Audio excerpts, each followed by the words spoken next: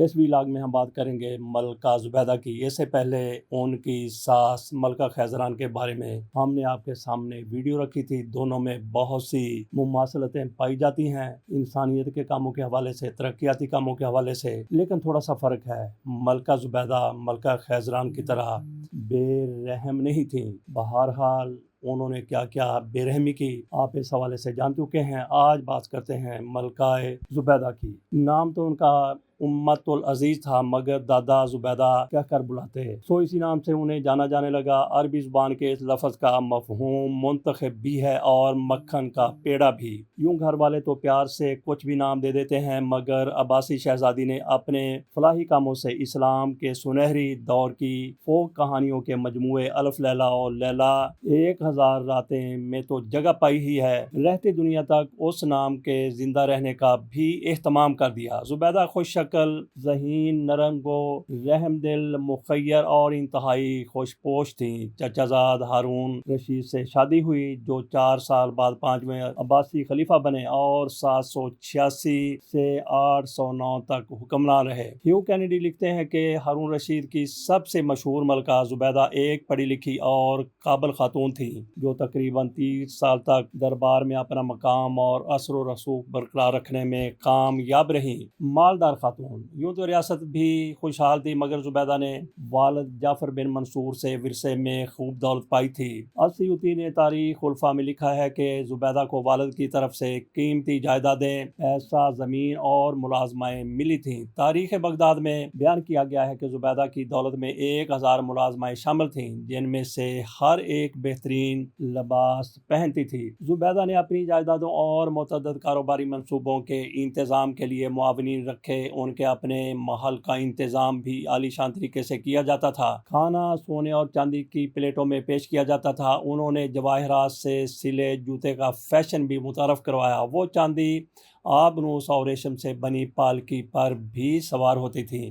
ان کے محل میں دیواروں پر قرآن کی آیات سنہری حروف میں کندہ تھیں۔ محل جانوروں اور پرندوں سے بھرے ایک باغ میں گھرا ہوا تھا۔ رابرٹ ہولینڈ اپنی کتاب خدا کی راہ میں عرب فتوحات اور اسلامی سلطنت کی تخلیق میں لکھتے ہیں کہ زبیدہ کی آزادانہ آمدنی تھی، جس سے وہ خاطر خواہ خیراتی عطیات دینے اور خلیفہ پر طاقت اور اثر و رسوخ استعمال کرنے میں کامیاب ہوئیں۔ جب زبیدہ نے ہارون رشید سے شادی کی تو ان کی دولت میں اور بھی اضافہ ہوا۔ ہارون نے خود بھی شاندار محلات، مساجد اور عوامی عمارتیں تعمیر کی۔ زبیدہ نے ان میں سے بہت سے منصوبوں کے لیے اپنی دولت استعمال کی۔ زبیدہ اپنی انسان دوستی، غریبوں اور ضرورت مندوں کی مدد کے لیے بھی مشہور تھی۔ وہ اکثر اپنی دولت کم نصیبوں میں تقسیم کرتی اور انہیں خوراک، لباس اور رہائش فراہم کرتی۔ ایک بار قیدیوں کے لیے روٹی اور پانی کو خود چکھا، تاکہ یہ یقینی بنایا جا سکے کہ وہ اچھے معیار کے ہیں اور انسانی استعمال کے لیے موزوں ہیں۔ زبیدہ کو ایک بار معلوم ہوا کہ مکہ میں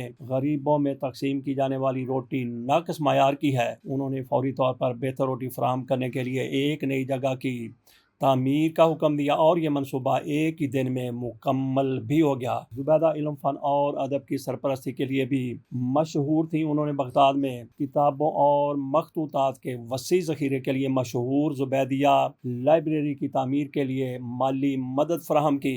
امین مالوف نے سلجوق ترکوں کی تاریخ میں لکھا ہے کہ زبیدہ کی دولت اتنی وسیع تھی کہ انہوں نے اپنی ذاتی دولت کو ہاتھ لگائے بغیر اس لائبریری کی تعمیر کے لیے سرمایہ فراہم کیا۔ زبیدہ علم کی بڑی سرپرست تھیں اور ان کا محل ادبی اور سائنسی سرگرمیوں کا مرکز رہا۔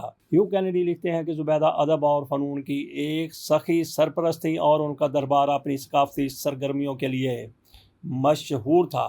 رابرٹ ہالینڈ کہتے ہیں کہ زبیدہ شاعری کی سرپرست تھیں۔ انہوں نے اس وقت کے بہت سے شاعروں کی صلاحیتوں کو پروان چڑھانے میں مدد کی۔ مورخ الطبری کے مطابق زبیدہ شاعری کے ایک مشہور مجموعہ دیوانہ ہمسہ کی تالیف کی سرپرستی کی، جس میں کئی نامور عرب شاعروں کی تخلیقات شامل تھیں۔ زبیدہ کو سائنسی تحقیق اور ریسرچ کی سرپرستی کے لیے بھی جانا جاتا ہے۔ ان کی علم، فن اور ادب کی سرپرستی نے عباسی خلافت میں ایک پھلتے پھولتے ثقافتی منظر کو فروغ دینے میں مدد کی۔ فلاحی کام: زبیدہ نے عراق سے مکہ تک حاجیوں کے قافلوں کے لیے گزرگاہ بنائی، اسے درب زبیدہ کہا جاتا ہے۔ حاجیوں اور مسافروں کے لیے سرائیں تعمیر کروائیں، کنویں کھدوائے اور مسجدیں بنوائیں۔ ابن بطوطہ نے زبیدہ کا حوالہ دیتے ہوئے لکھا کہ مکہ سے بغداد جانے والی اس سڑک پر حوض، تالاب اور کنواں ان کی عنایت ہے۔ اگر اس گزرگاہ کی طرف ان کی توجہ نہ ہوتی تو یہ قابل استعمال ہی نہ ہوتی۔ انہوں نے خاص طور پر برکات المرجم اور القرورہ میں پانی کے ذخائر کا ذکر کیا ہے۔ تبریز نامی شہر جو زلزلے میں تباہ ہو گیا تھا، اسے دوبارہ آباد کیا۔ مصر کے تاریخی شہر اسکندریہ جو تقریباً اجڑ چکا تھا، اس کی ازسر نو تعمیر کروائی۔ ہیو کینیڈی کے مطابق زبیدہ کو خاص طور پر عوامی کاموں جیسے پلوں، نہروں اور کنوؤں کی تعمیر میں ان کے تعاون کے لیے جانا جاتا ہے۔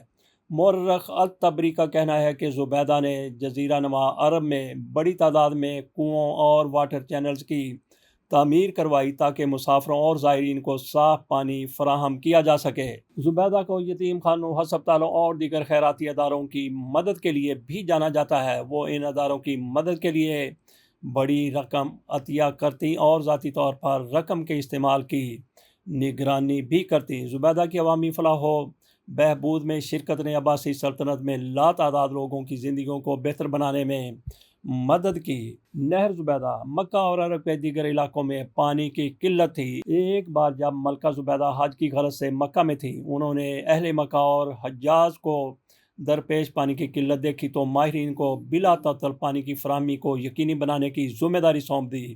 بہت کوشش کے بعد ماہرین نے بتایا کہ انہیں کئی کلومیٹر دور 2 جگہوں سے بہتے چشموں کا سراغ ملا ہے، مگر ان چشموں کے پانی کے مکہ پہنچنے میں جگہ جگہ پہاڑی سلسلہ رکاوٹ ہے۔ مورخین کے مطابق ملکہ نے حکم دیا کہ ان چشموں کا پانی مکہ تک پہنچانے کے لیے ہر قیمت پر نہر کھودی جائے، چاہے کدال کی ایک ضرب 1 دینار میں بھی پڑے۔ ماہر انجینئرز کے مشورے پر مسجد حرام سے 36 کلومیٹر کے فاصلے پر شمال مشرق میں وادی حنین سے نہر نکالنے کا کام شروع کیا گیا۔ 3 سال دن رات ہزاروں مزدور پہاڑیاں کاٹنے میں مصروف رہے۔ حنین سے وادی نعمان، پھر میدان عرفات اور وادی عرفات سے منا اور مکہ تک کھودنے کے بعد اس نہر کو جاری کر دیا گیا۔ مورخ ابن خلیقان کے مطابق اس منصوبے پر، جس میں آب زمزم کے کنوؤں کو گہرا کرنا بھی شامل تھا، 20 لاکھ دینار خرچ ہوئے۔ نگران نے کام مکمل ہونے پر اخراجات کی تفصیل ملکہ کے سامنے پیش کی۔ ملکہ اس زمانے میں دریائے دجلہ کے کنارے اپنے محل میں رہتی تھی۔ مورخین کے مطابق انہوں نے حساب کی تفصیل لی اور دیکھے بغیر دریا میں پھینک دی۔ کہا، میں نے یہ کام محض اللہ کی رضا کے لیے کیا ہے، یہ حساب میں قیامت کے دن پر چھوڑتی ہوں۔ انجینئر کی شاہکار اس نہر کا نام عین المشاش تھا، لیکن شہرت عین زبیدہ یا نہر زبیدہ کے نام سے ہوئی۔ متبادل ذرائع میسر آنے تک نہر زبیدہ 1200 سال تک مکہ اور ملحقہ علاقوں تک پانی کی فراہمی کا بڑا ذریعہ بنی رہی۔ آج بھی اس کا ایک بڑا حصہ محفوظ حالت میں موجود ہے۔ نہر زبیدہ کے حوالے سے ہم الگ سے ایک ویلا کریں گے، جس میں ملکہ زبیدہ کو جس طرح سے خواب آیا، خواب کی تفسیر کس نے بیان کی، کس طرح سے ملکہ نے اپنی کنیز کو بھیجا تھا، ابن کثیر میں یہ سارا کچھ درج ہے۔ اجازت دیجیے اور انتظار کیجیے اگلے ویلاگ نہر زبیدہ کا۔ اللہ حافظ۔